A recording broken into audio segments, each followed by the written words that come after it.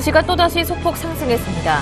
개장 전 발표된 유로존에서의 1월 산업 생산 예상의 부진으로 경기 침체가 가속화될 것이라는 부담을 준 것은 악재로 작용했습니다. 또한 이탈리아의 국채 입찰에서 낙찰 금리가 올라간 점도 시장 심리에 부정적인 영향을 줬습니다. 그러나 이후 미국에서 나온 2월 중 소매 판매가 최근 5개월 만에 가장 큰 폭으로 늘어났고 실질 소매 판매도 호조를 보인 점이 시장 심리를 살려냈습니다. 다우지수는 0.04% 상승하며 7일째 사상 최고치를 경신했고 나스닥 지수와 S&P 500 지수도 각각 0.09%, 0.13% 올랐습니다. 유럽 증시가 일제 하락세로 장을 마쳤습니다. 유로존에서의 1월 산업 생산의 예상외 부진으로 경기 침체가 가속화될 것이라는 부담이 악재로 작용했습니다. 또한 이탈리아의 국채 입찰에서 낙찰 금리가 올라간 점도 시장 심리에 부정적인 영향을 줬습니다. 영국과 프랑스는 각각 0.45%, 0.02% 하락했고 독일만 0.06% 상승했습니다. 미국의 2월 소매 판매가 전월 대비 1.1% 증가했습니다. 이는 지난 1월 0.2% 증가는 물론이고 0.5%였던 시장 전망치를 모두 크게 웃돌며 5개월 만에 최고 수준을 기록했습니다. 특히 자동차를 제외한 소매 판매도 1.0% 증가해 0.5%였던 시장 예상치와 앞선 1월의 0.4% 증가를 모두 넘어섰습니다. 1월 기업 재고도 전월 대비 1.0% 상승하며 20개월 만에 최대 증가폭을 기록했습니다. 이는 시장 전문가들의 예상치 0.4% 증가를 웃도는 것으로 연초 경기 회복 기대감을 반영한 것으로 풀이됩니다. 유로존의 1월 산업 생산이 전월 대비 0.4% 감소하며 예상외로 부진했습니다. 이는 0.1% 감소를 예상한 전문가 전망치는 물론이고 지난해 12월에 0.9% 증가에도 크게 못 미치는 수치입니다. 실업률이 사상 최고였던 11.9%까지 치솟는 가운데 유로존 경제 회복세가 좀처럼 살아나지 않고 있는 것으로 보입니다. 기업들의 설비 투자가 감소하면서 자본재 생산 역시 1.2% 감소세를 이어갔습니다. 국가별로도 독일의 산업 생산이 0.4% 감소한 가운데 프랑스는 1.2%나 감소했습니다. 베네딕토 16세의 갑작스런 사임 이후 교황청을 이끌 새 교황에 아르헨티나 출신 호르헤 마리오 베르골리오 추기경이 선출됐습니다. 전 세계에 모인 115명의 추기경들은 13일 바티칸 교황청 시스티나 성당에서 열린 비밀회의 콘클라베 둘째 날 오후 5번째 투표까지 간 뒤 제266대 교황에 올해로 76세인 베르골리오 추기경을 선출했습니다. 비유럽권에서 교황이 선출된 것은 시리아 출신이었던 지난 731년의 그레고리오 3세 이후 1282년 만에 처음이며 특히 신대륙인 미주 대륙에서 교황이 나온 것은 가톨릭교회 2000년 역사상 처음인 일입니다. 오는 14일에서 15일 양일간 열리는 EU 정상회담에서는 청년 실업 대책과 재정 긴축 정책이 집중적으로 다뤄질 전망입니다. 정상회담에 앞서 미리 공개된 성명서 초안에 따르면 EU 정상들은 성장과 실업에 대한 우려를 표시하며 앞으로 7년간 EU 국가들 가운데 실업 문제가 가장 심각한 지역을 지원하기 위한 청년 취업 이니셔티브 기금을 60억 유로 적립해 지원금으로 활용하기로 했습니다. 아울러 경기 침체로 인해 당초 재정 긴축 목표 달성 시한을 맞추기 힘들어진 프랑스와 스페인에게 1년간 시한을 연장해주는 방안도 논의할 예정입니다. 안녕하세요. 굿모닝 대박예감 김보람입니다. 앞서 미국 다우지수가 또다시 사상 최고가를 경신했습니다. 7거래일 연속으로 사상 최고가를 다시 쓰고 있는 거고요. 상승으로는 9거래일 연속 오르면서 16년 그리고 횟수로는 17년 연속 17년 만에 가장 긴 랠리를 보여줬다고 합니다. 소매 판매 등 경제지표 호재가 됐다고 하는데요. 반면 유럽 증시는 유로존 산업 생산 등 지표 그리고 이탈리아 국채 발행 실망감으로 혼조로 마감했습니다. 한편 어제 코스피 지수는 장 막판 IT주의 상승으로 플러스로 마감되긴 했지만 2,000선을 회복하지는 못했고요. 반면 코스닥은 어제도 1% 정도 오르면서 550선 바짝 다가섰습니다. 549로 마감되면서 3년 만에 가장 최고치를 기록했다고 하는데요. 오늘은 내마녀가 심수를 부린다는 선물옵션 동시 만길입니다. 오늘 국내 증시 흐름 전망해보면서 글로벌 증시 주요 이슈도 자세하게 점검해 보겠습니다. 굿모닝 대박예감 1부 시작합니다.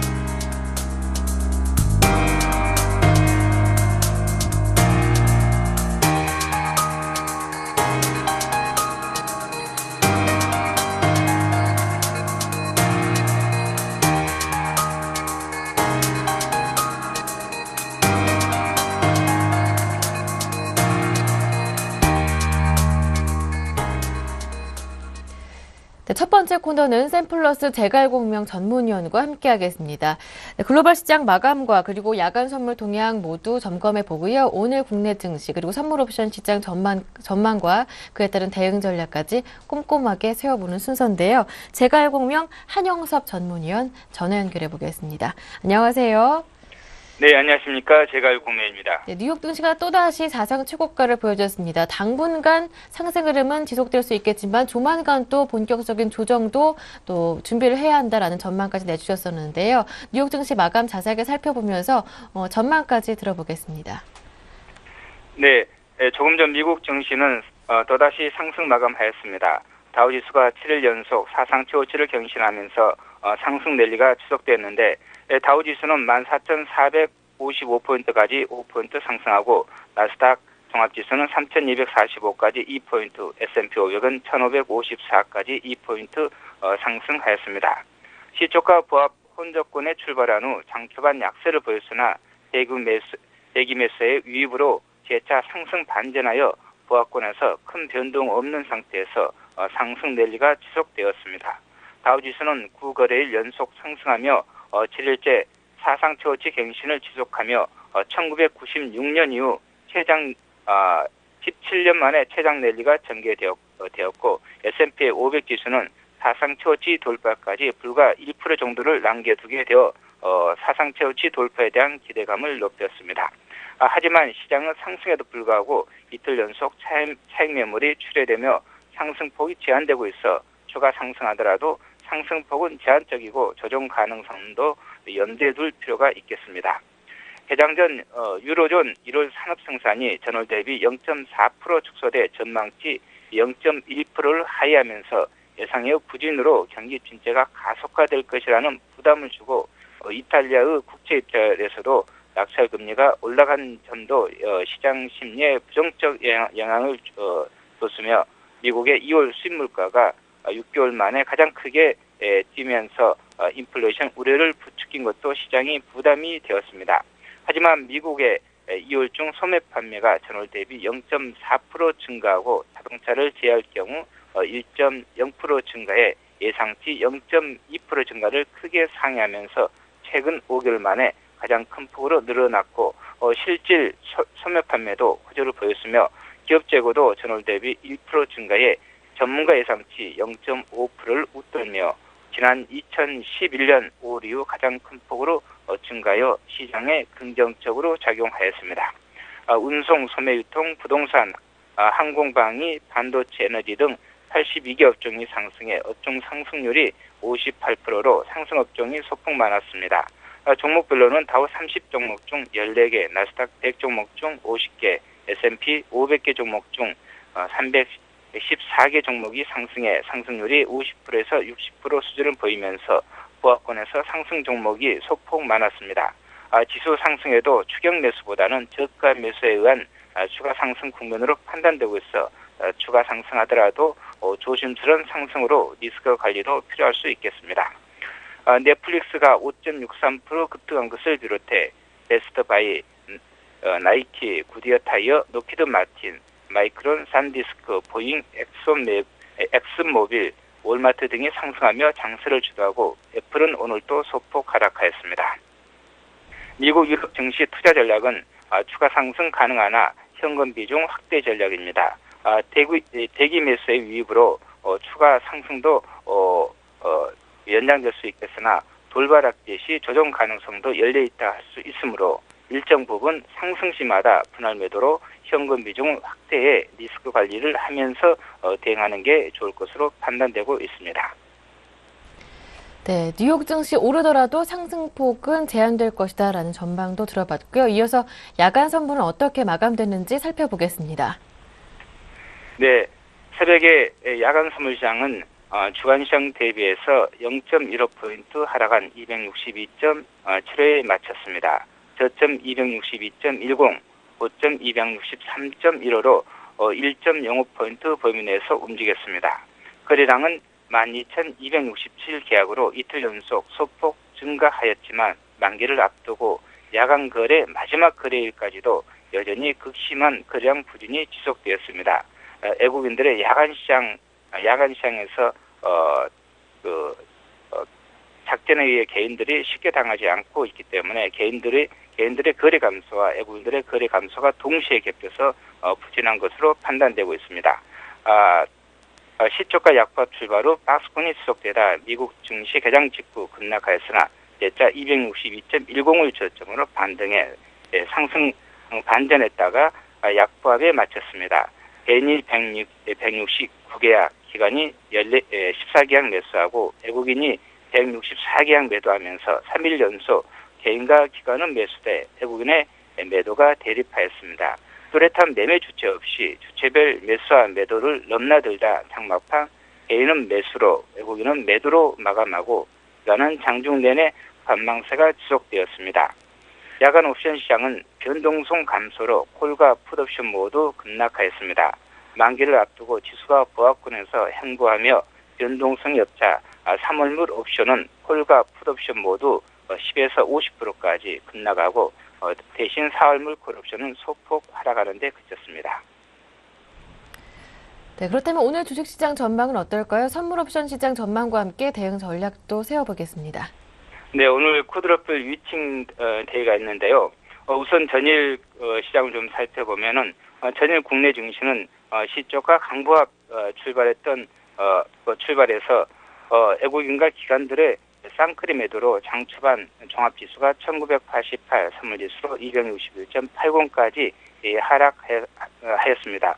하지만 프로그램 매수와 개인들의 매수로 반등해서 장마판 2000포인트 부근인 1999포인트에 마쳤습니다. 삼성전자, 한국가스공사, LG전자, 현대모비스, 기아차, LG디스플레이 등 환율 상승 수혜주와 방어주들을 중심으로 제한된 범위 내에서 반등이 전개되며 콜과 풋옵션이 번갈아 장중 저점 대비해서 2배 이상 급등했다 또 급락하며 만기를 하루 앞두고 옵션 양매도 장세가 지속되었다고 알 수 있겠습니다. 국내 증시가 종합지수 2000, 선물지수 264포인트를 붕괴시킨 후 장중 1990포인트를 하향 이탈하다 재차 반등을 시도하고 있지만 당분 종합지수는 1970에서 2020포인트 박스권이 지속될 것으로 보이고 있습니다.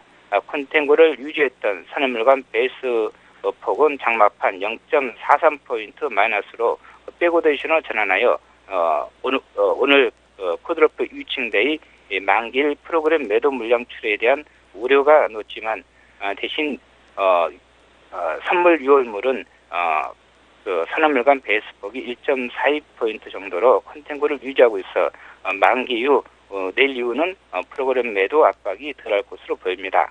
따라서 만기일인 금일은 프로그램 매도한 변동성을 조심하고 만기 이후에는 종합지수 1970포인트, 선물 260포인트 지지야 종합지수 2020포인트 돌파 여부를 확인할 필요가 있겠습니다. 현물은 당분간 리스크 관리를 중심으로 대응하고 선물 옵션은 단기 매매 중심으로 대응하는 게 좋겠습니다. 3월물 만기 지수를 전망해 보면은 코스피 200 지수 기준으로 262.5를 전후를 기준으로 해서 261에서 264포인트 사이에 박스권에서 열려 있다고 좀 보시면 될 것 같습니다. 금일 시장은 시초가 강보합 출발에 2000포인트를 돌파하며 종합지수 2020 선물지수 264포인트까지 상승하거나 종합지수 1990 선물지수 261포인트를 위협하며 종합지수 1990에서 2010포인트 범위 내에서 상하 10포인트 범위 내에서 제한된 박스권 움직임이 예상되고 있습니다. 하지만 코드러플 위칭데이 만기이기 때문에 금통위의 금리 결정까지 감안할 경우 상하 위아래로 급변동 가능성도 열려있기 때문에 유연하게 대응할 필요가 있겠습니다. 대응 전략으로는 반등 시 선물 264.50포인트 부근에서 매도하고 하락 시에는 선물지수 262.0포인트 이하에서 청산하거나 매수하면서 박스권 단기 매매 전략을 제시하겠습니다.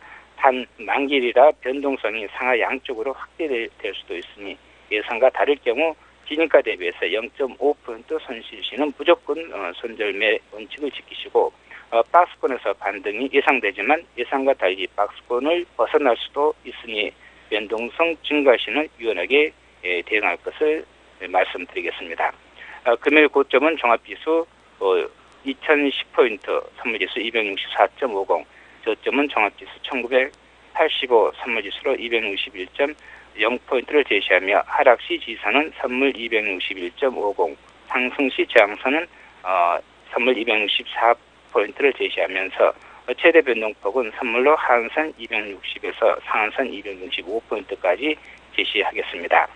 옵션 매매 전략은 양매도 또는 강세 콜 스프레드 또는 스트림 매도 전략을 제시하겠습니다.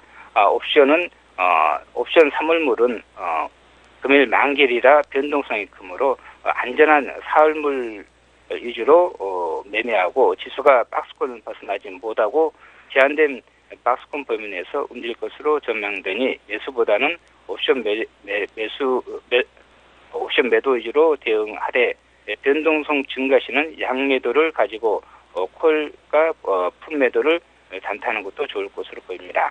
양매도는 지수가 보합권이나 박스권에서 정체될 경우 유리하고 강세콜 스프레드는 지수가 큰 폭으로 하락만 하지 않고 상승할 경우 유리하며 스트림 매도 전략은 콜과 풋옵션 양매도 전략 중 풋옵션 매도 비중을 콜에 비해 2배로 높여 지수가 크게 하락만 하지 않으면 옵션 양매도로 보합권에서 큰 수익이 가능한 박스권 옵션 매도 전략입니다.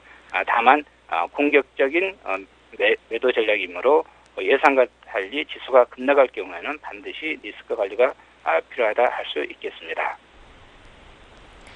네, 말씀 잘 들었습니다. 도움 말씀 고맙습니다. 네, 감사합니다. 네, 지금까지 제갈공명 한영섭 전문위원과 함께했습니다.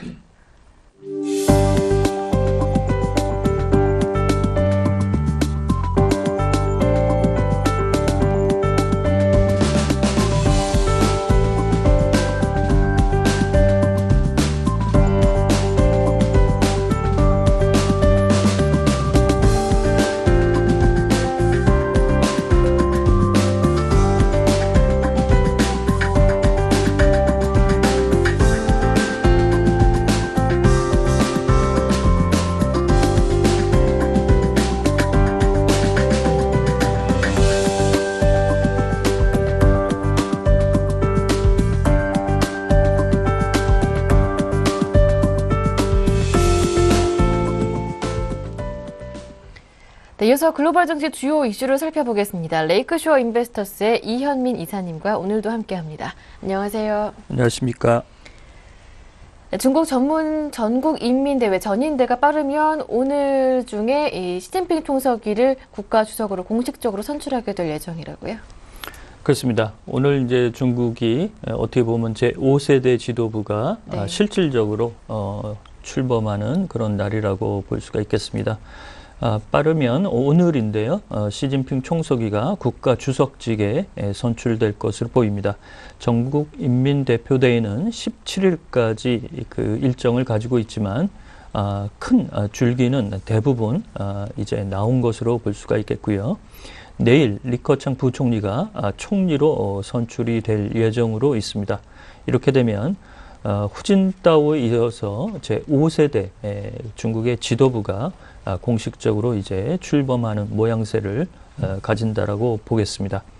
지난 12일 양회 중에 그 정협인 전국인민정치협상회의가 끝났기 때문에 이번 주 말 17일로 그 양회가 모두 마무리되는 그런 흐름이라고 볼 수가 있겠고요.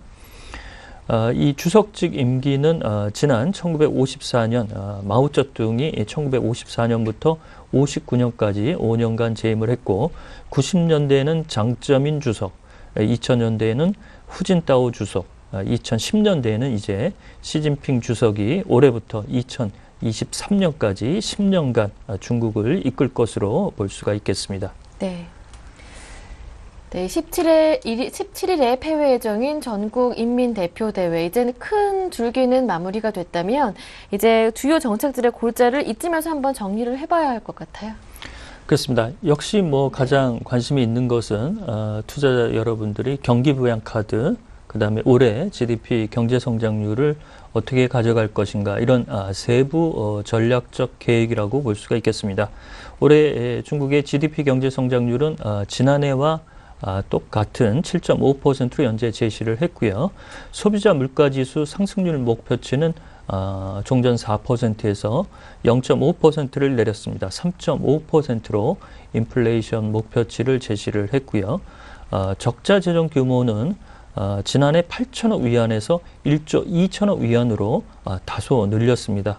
이런 부분에서 재정을 통한 경기의 부양 이런 점에서 조금 더 역점을 보일 것으로 예상을 할 수가 있겠습니다.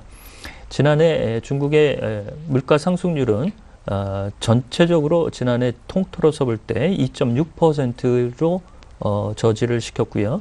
GDP 경제 성장률은 7.8%를 기록을 했습니다. 이 밖에 전국인민대표대회에서는 도시화와 분배 균형을 추진하고 국유기업의 개혁과 내수 확대 전략을 현재 주요 골자로 제시를 했고요. 도시화율을 끌어올려서 도농 간의 그 임금 격차와 가계의 부의 격차를 해소하겠다. 이런 청사진을 가지고 있습니다. 네, 이번 전인대에서 가장 눈길을 끄는 것은 말씀해 주셨던 적극적인 재정 정책일 텐데요. 이 부분 자세하게 살펴보겠습니다. 그렇습니다. 그 통화 정책은 미세 조정을 그 역점을 둘 것으로 볼 수가 있겠습니다. 저우 샤오찬 현재 인민은행 총재가 현재의 그 임기 만료 이후에도 다시 재지명되는 수순을 보일 것으로 보이고 있고요. 그 앞서 말씀드린 대로 정부의 적자 재정 규모를 올해 1조 2천억 위안으로 다소 늘렸습니다. 균형 성장을 가져가면서 재정의 많은 비중을 농촌 지역의 재건과 열악한 소득자의 주거와 복지, 환경 개선에 쓰일 것으로 예상을 하겠습니다. 투자자 여러분들이 관심을 갖고 있는 통화 정책은 미세 조정과 안정적인 기존 기조를 유지하는 데 방점을 좀 둘 것으로 볼 수가 있겠고요.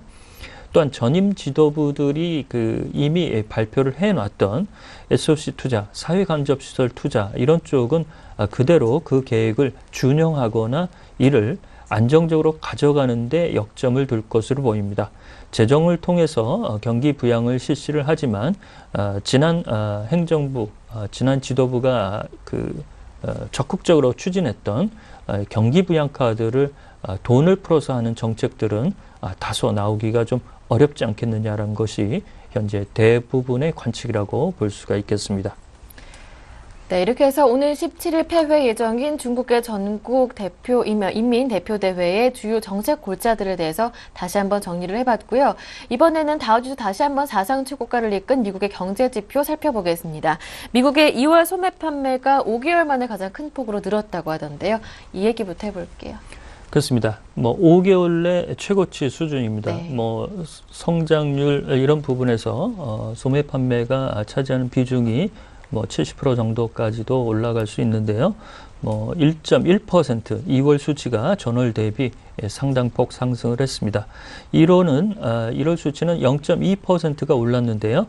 이보다도 상당폭 신장세가 두드러진 내용이었고 시장 예상치 0.5% 정도보다도 2배 이상 늘어난 소매 판매의 수치가 나왔습니다. 오늘 다우지수가 9일 연속 상승하면서 1996년 11월 15일 이후 17년 만에 최장 기간의 랠리를 보이고 있는데 이런 경제 지표의 든든한 버팀목이 소매 판매에서 미국의 소비자들이 지갑을 여는데 주저하지 않고 있다는 점도 큰 동력이라고 볼 수가 있겠습니다. 이렇게 소매 판매가 개선되는 배경으로는 고용시장이 점진적으로 현재 좀 개선이 되고 있고요. 주택 가격이 상승하면서 가계 부가 좀 늘어난 것도 혜택이 소매 판매에서 증가한 수치로 나타난 것으로 볼 수가 있겠습니다. 따라서 급여세가 올해부터 4%에서 6%로 2% 상승했고 시퀘스터가 3월 1일부터 발동하고 있는 이런 부정적 영향들은 3월 이후부터 점진적으로 민간 쪽에 부정적 영향이 조금씩 나타날 것으로 보고 있습니다. 네. 네, 그렇다면 자동차, 건축, 자재 등 주요 세부 항목의 신장세는 구체적으로 어땠습니까? 역시 자동차 판매가 1%대 신장세를 가져가면서 안정된 기류를 여전히 내보이고 있고요. 자동차만을 제외한 소매 판매는 1% 수준의 증가세를 보였습니다. 이도 안정적인 흐름이 나오고 있습니다. 자동차 매출은 1.1% 신장했고 건축자재 매출도 1.1%, 의류도 0.1% 단일 항목으로는 신장세를 보였습니다. 최근 미국의 휘발유 가격은 갤런당 3.5달러에서 4달러 이하에서 머물고 있지만 다소 조금 오른 부분에서도 소매 판매가 이렇게 신장세가 안정적으로 나타났다. 이렇게 의미를 좀 부여할 수가 있겠습니다. 네. 네, 그런데 시퀘스터 발동 등 이렇게 향후 소비에 부담을 줄 만한 요인들은 남아있거든요. 앞으로의 전망은 어떻게 보시는지요? 역시 이제 시퀘스터 발동을 3월 1일부터 가져갔기 때문에 오바마 행정부가 7월까지 양당의 합의를 통해서 이를 조금 더 줄일 수 있는 조율 규모가 나올 수 있을지를 소비자들이 고대한다라고 볼 수가 있겠습니다. 그렇지만 최근에 주가 상승이나 GDP에서 주택 시장이 차지하는 가계부의 한 30%의 비중을 차지하고 있는 주택 시장의 화랑 이런 부분에서 소비 시장의 심리는 여전히 좀 좋지 않나 이렇게 볼 수가 있겠습니다. 이렇게 소매 판매가 늘어나고 기업의 재고를 쌓아두면서 기업의 설비 투자나 고용 증대로 이루어지면 이것이 다시 소비 증가로 이루어지는 선순환의 모양새를 나타낼 수가 있겠는데요. 따라서 주가와 주택 가격, 그 다음에 최근에 자신감을 가지고 있는 소비 심리 행태 이런 점이 시퀘스터의 발동 이런 점에 부정적 영향에도 불구하고 소매 판매의 급격한 하락 추세는 당분간은 상반기 중에는 나오지 않지 않을까 이렇게 말씀을 드리겠습니다. 예, 알겠습니다. 말씀 잘 들었습니다. 지금까지 레이크쇼어 인베스터스의 이현민 이사님과 함께했습니다. 고맙습니다.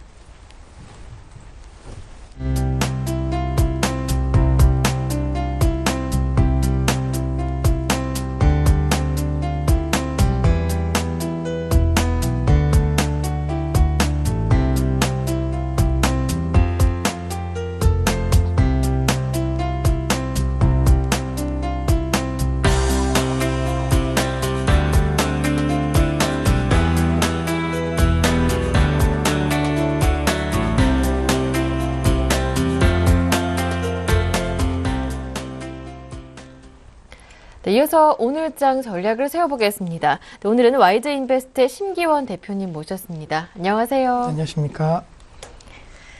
네, 먼저 전일장 국내 증시부터 정리를 해보겠습니다. 코스피가 오후장 들어서 IT주 상승 속의 상승으로 마감을 했습니다만 그래도 2,000을 회복하지는 못했고요.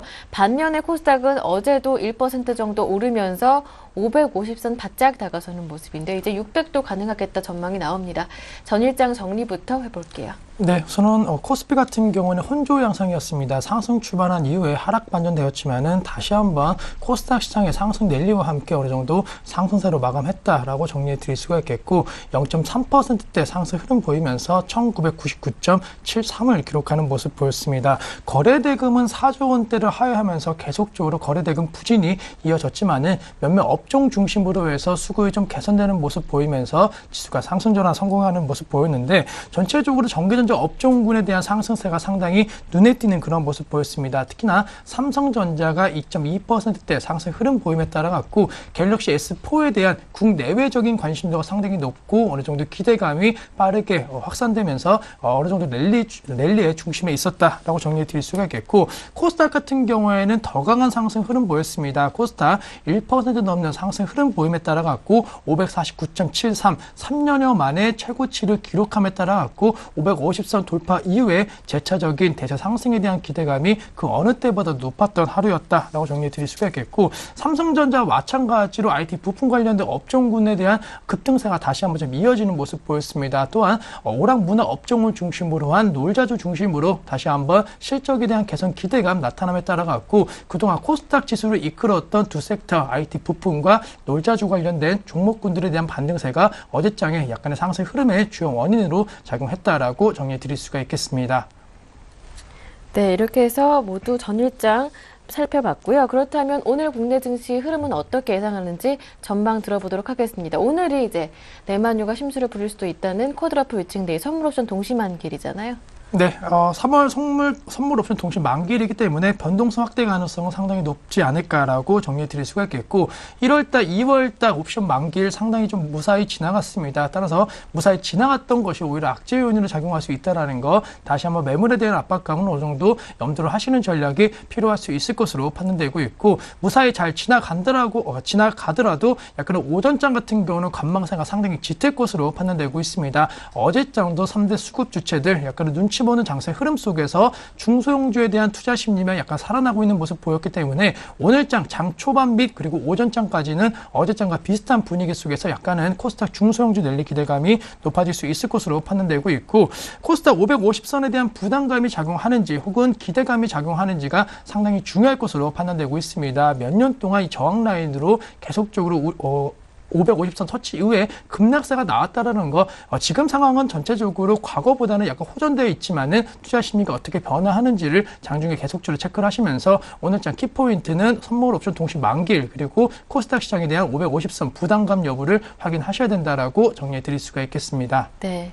네, 그런 가운데 오늘장도 관망세가 짙은 가운데 중소형주 코스닥 쪽의 랠리는 이어질 것이다라는 말씀을 들어봤는데요. 그렇다면 오늘장 전략 어떻게 세워볼까요? 네, 저는 말씀해 주셨던 대로 중소형주에 대한 수급이 상당히 좀 강한 모습을 보이고 있습니다. 아무래도 전체적으로 거래 대금이 약간 줄어드는 가운데 몇몇 종목에 대한 수급이 계속적으로 쏠리고 있다는 거 다시 한번 좀 엿볼 수 있다라고 정리해 드릴 수가 있겠고, 시장에서 지금 기댈 수 있는 업종과 종목이 그렇게 많은 상황은 아닙니다. 따라서 시장에서 확실하게 비빌 수 있는 그러한 종목 쪽으로 관심 가지시는 전략이 필요하지 않을까라고 정리해 드릴 수가 있겠고, 갤럭시 S4가 이제 곧 공개가 임박해 있습니다. 지금 시장의 기대치가 그 어느 때보다도 높고 고성능과 고사양에 대한 기대감이 높은 것이 사실이기 때문에 이러한 부분이 만약에 공개 이후에 어느 정도 반응이 나오는지가 주가 상승 탄력도가 높아지느냐 아니면 차익 매물이 나오느냐에 대한 결정적인 요인으로 작용할 수 있을 것으로 판단되고 있기 때문에 갤럭시 S4와 관련된 그러한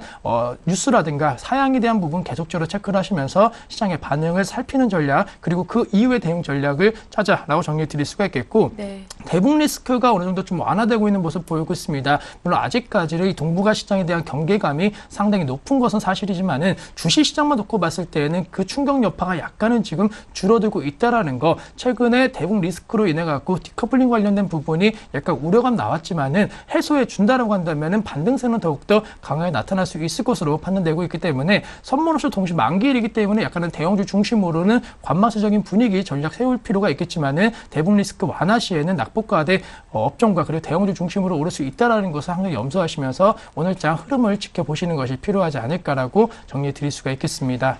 네, 이제 갤럭시 S4가 미국 현지 시간으로 14일, 우리나라 시각으로는 15일에 출시를 하게 되는데요. 자, 그렇다면 갤럭시 S4 관련 부품주들 말이죠. 갤럭시 S3 때와 마찬가지로 출시 이후엔 조금 조정을 보였다가 다시 반등 가능성이 있다 이렇게 보시는 건죠. 그러니까 출시 이후 흐름을 확인하고 그때 진입하자라는 말씀이었던 것 같은데요. 네, 그럼 결론적으로는 사실 갤럭시 S4가 얼마만큼 반응이 있을지는 사실 네. 예측이 좀 불가능하기 때문에 시장의 여론 현상을 좀 지켜보실 필요가 있지 않을까라고 말씀드릴 수가 있겠고, 아이폰 5 관련된 부분도 기대감이 상당히 컸습니다. 하지만 그 기대감을 충족하지 못하는 제품 사양이 나왔을 때 그 차익 매물이 상당히 강하게 나왔다는 것을 한 번쯤은 생각해 보실 필요가 있을 것으로 판단되고 있기 때문에 신기술과 관련된 부분이 어느 정도 지금 탑재되었다는 것은 사실화되고 있지만은 그 기능이 얼마만큼 효능이 있을지에 대해서는 먼저 확인이 필요하다라고 정리해 드릴 수가 있겠고, 예. 갤럭시 S4뿐만이 아니고 앞으로 갤럭시 시리즈에 대한 기대감은 높아질 가능성이 있을 것으로 판단되고 있기 때문에 때문에 만약에 조정을 받는다라고 한다면은 말씀해 주셨던 대로 저가 매수 기회로 약간 활용할 수 있는 전략도 구사할 필요 있다라는 거. 아직까지 상반기까지는 스마트 기기 관련주들은 상승 흐름이 이어질 가능성이 있다라는 것을 염두하셔야 된다라고 정리해 드릴 수가 있겠습니다. 네, 말씀 잘 들었습니다. 그렇다면 끝으로 오늘장의 관심 종목을 들어볼게요. 오늘은 어떤 종목 들고 오셨나요? 네, 중소형주 랠리에 있어서 중심에 있는 오스테 임플란트 꾸준하게 관심 가질 필요 있다라고 정리해 드릴 수가 있는데 어제장에서는 약간 음봉의 형태에 따라 갖고 장중 신고가 경신 이후에 하락세를 보였습니다. 하지만 전체적으로 지금 수급이 계속적으로 집합되고 있다라는 거 그리고 5일선 부분이 빠르게 지금 기울기를 높이면서 상승 추세가 이어지고 있기 때문에 어제장 같은 경우에도 5일선 위에서 움직였다라는 측면을 한 번쯤은 고려해 보자라고 정리해 드릴 수가 있겠고 임플란트 관련된 시장은 계속적으로 확대될 가능성이 높을 것으로 판단되고 있습니다. 최근에 보험 적용이라든가 여러 가지 혜택과 관련된 부분에 있어서 수요층이 증가세를 보일 가능성이 있다라는 거 그리고 중국과 관련된 소비 관련된 성장률은 지속될 가능성이 높을 것으로 판단되고 있기 때문에 오스타 임플란트 같은 경우에는 실적 개선 기대감 충족시켜줬지만은 그 이상에 대한 기대감도 작용할 수 있을 것으로 판단되고 있습니다. 따라서 차트 흐름 보신다라고 한다면은 어제장 종가가 37,950원대였는데 매수가 같은 경우는 약간 오늘장 좀 조정이 나와준다라고 한다면 5일선 부분인 37,000원대에서는 매수가 충분히 가능할 수 있을 것으로 판단되고 있고 목표가는 다시 한번 52주 신고가 재차적으로 경신해 준다라고 한다면 약 4만 원 언저리까지는 목표가로 충분히 가능할 수 있을 것으로 판단되고 있습니다. 따라서 목표가 4만 원 잡고 매매를 해보자라고 정리해 드릴 수가 있겠고 35,000원만 이탈되지 않는다라고 한다면 5일선이 크게 하회되는 일은 없을 것으로 판단되고 있습니다. 따라서 5일선 약간 내려갈 수는 있겠지만은 저가 매수세가 활발하게 움직여준다라고 한다면은 손절가 35,000원에 대한 지지 라인은 어느 정도 확보될 수 있을 것으로 판단되고 있기 때문에 가격에 대한 부담감보다는 이 관련된 산업군에 대한 성장률을 보신다라고 한다면은 지금도 충분히 매수하시고 그리고 포트에는 어느 정도 담고 가셔야 되는 종목이 아닌가라고 정리해 드릴 수가 있겠습니다.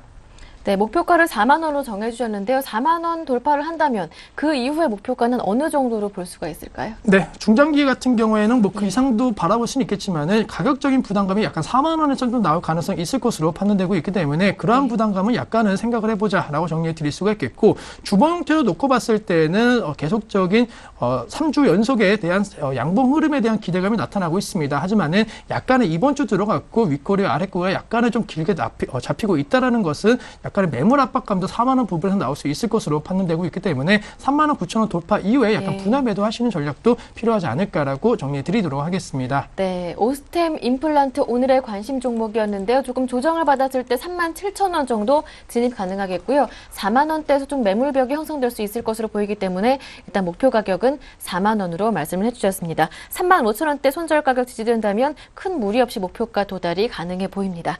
네, 지금까지 심규현 대표님과 함께했습니다. 말씀 잘 들었습니다. 고맙습니다.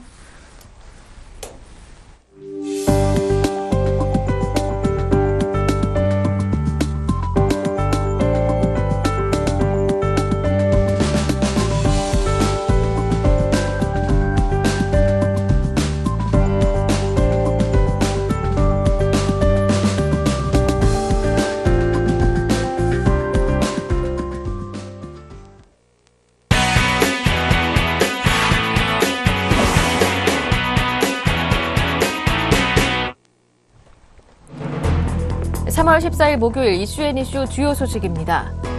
단군 이래 최대 사업 규모로 꼽혔던 용산국제업무지구 개발 사업이 부도를 맞았습니다. 1조 원대 자본금 손실은 물론 회사들의 재무 기반이 흔들리고 개발구역에 포함된 지역 주민들이 큰 피해를 볼 것으로 우려됩니다. 현호서 경제부총리 겸 기획재정부 장관 후보자는 13일 국회 인사청문회에서 경기 침체에 대응하기 위해 예산 조기 집행과 추경 편성을 검토하겠다고 밝혔습니다. 또 부동산 시장 정상화를 강조하며 분양가 상한제 폐지 등 큰 폭의 규제 완화도 예고했습니다. 청와대는 13일 박근혜 대통령의 주가 조작 근절 주문에 대한 후속 조치로 관련자 처벌을 강화하는 방안을 추진키로 했습니다. 금융위와 금감원, 국세청은 주가 조작 범법자를 엄단할 수 있도록 조사와 적발, 처벌의 전 단계에 걸친 제도 개선 시행 방안을 마련할 예정입니다. 새 정부 출범 이후 첫 금융통화위원회가 오늘 열리는 가운데 3월 기준금리 결정에 대한 전문가 의견이 엇갈립니다.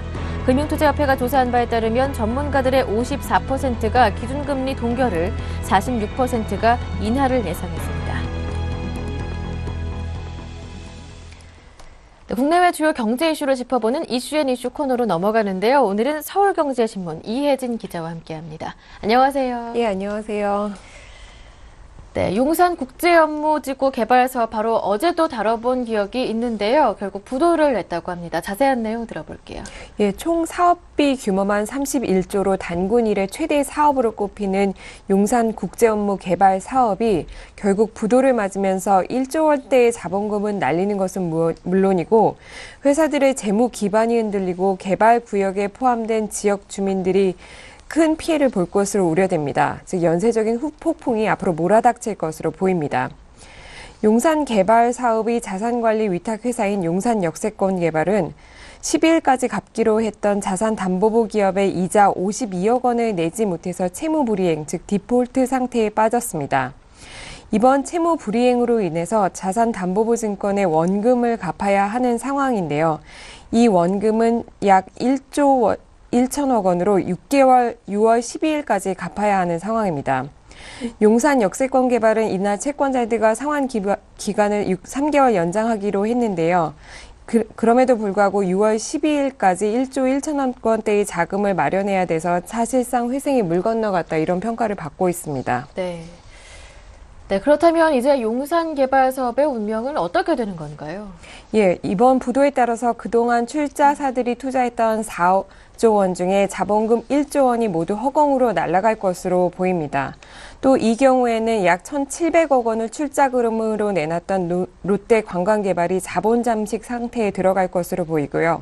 약 3조 원의 토지 대금을 다시 토해내야 하는 코레일도 재무 상황이 크게 악화될 것으로 보입니다. 또 이 사업 개발에 묶여서 6년 동안 재산권 행사를 제약받았던 서부 이촌동 주민들도 코레일과 서울시 등을 대상으로 역시 소송에 나설 방침입니다. 앞으로 용산 역세권 개발 사업은 크게 두 가지 길이 있는데요. 첫 번째는 법정 관리로 가는 것입니다. 두 번째는 코레일 자체 사업으로 전환해서 사업을 추진하는 것인데요. 코레일은 이 두 번째 자체 역세권 개발 사업을 추진하기 위해서 내부적으로 검토에 들어간 상황입니다. 코레일은 단기 차입금과 회사채 발행을 통해서 약 2조 4천억 원대의 돈을 마련해서 그동안의 어음 등을 모두 상환하고 자체적으로 개발 계획을 다시 짜서 사업을 추진한다는 그런 계획입니다. 그러나 기존 출자사들과 서부 이촌동 주민 간의 소송으로 인해서 이런 코레일의 계획이 실제로 실현 가능성이 있을지는 좀 미지수입니다. 네, 그리고 어제 현우석 경제부총리 내정자에 대한 인사청문회가 국회에서 열렸는데요. 경제정책 수장을 맡게 된 이 현 내정자가 어떠한 발언을 했을지 궁금합니다.